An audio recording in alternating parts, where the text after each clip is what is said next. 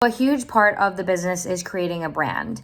And the reason why this is so important is because people can get Beachbody anywhere. They can search it through Google, they can get it on Amazon, they can go straight to the website. So this is really about why people are going to want to come to you and connect with you. And really, as far as starting to implement what you have in your lifestyle into their own. So it is it doesn't need to be as intimidating as it sounds, but it is a big deal. Because I know for me, like what I wanted to bring to the table was really important to me. And digging a little bit deep, I needed to find out why I wanted to be here in the first place. And why I wanted to be here and why I still want to be here is because I want to empower people. I want to inspire people. I want to encourage people. I want to share where I'm at, exactly when I'm there. Share the struggle, share the mess, but also share a message of hope. And when you come to my page, you will know that I'm a stay-at-home mom. You know that I'm a girl mom. I'm a dog mom. I love friends. And most importantly, you'll know that I'm in recovery and I share where I'm at. I share about going to meetings. I share the struggles. I share that one day, there were days in my life days, months, weeks, years that I wanted to die. So I'm going to show up with purpose today. And so for me, it was really important to sort of hone in on that and my people so that people who feel that way know that there's hope and that you can one day find it and do something with it, do something really positive. So it's really first and foremost digging deep about why you want to be here in the first place, sharing your story, having an opinion, not being afraid to be too controversial. Listen, there are things that I won't get into on social media just because it's just not what I want to put out there. But don't be afraid to have an opinion. Don't be afraid to engage with your followers. Don't be afraid to have somebody tell you that you're too much for them. Guess what? If someone tells you that you're too much for them, they're not your people. You're going to find your people. There are fans and there are followers. And I know that sometimes we can get so hooked in on, I need more followers.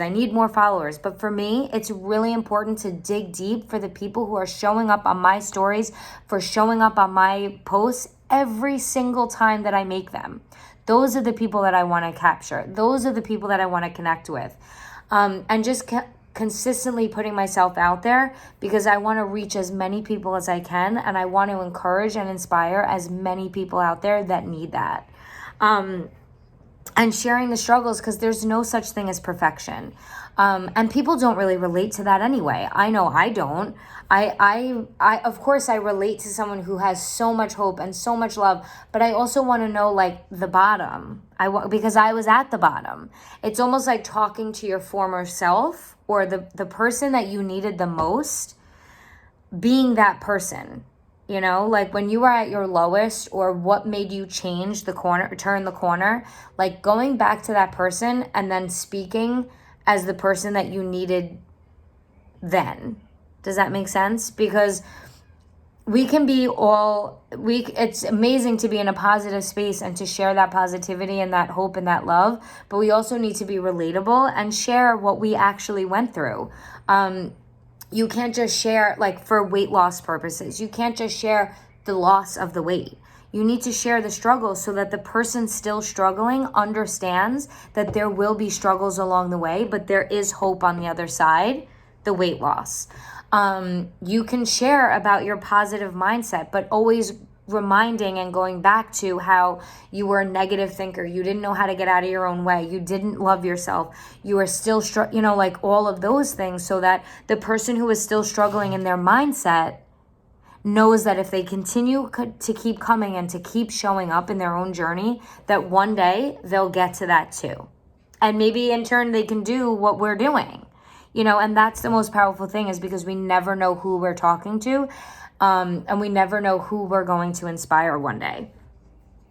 And it's really important to own your truth and not really apologize for it, really. Like, I'm not going to apologize for sharing my recovery. It's my business to break my anonymity. And if someone has a problem with it, they're not my people and they can unfollow. And I know that even sounds a little intimidating, like, because maybe you don't have any followers, or maybe you're still, like, I'm still building. But I have done a lot of work, and I continue to do a lot of work, and I now know that I can't get hooked on the people who don't want to be here.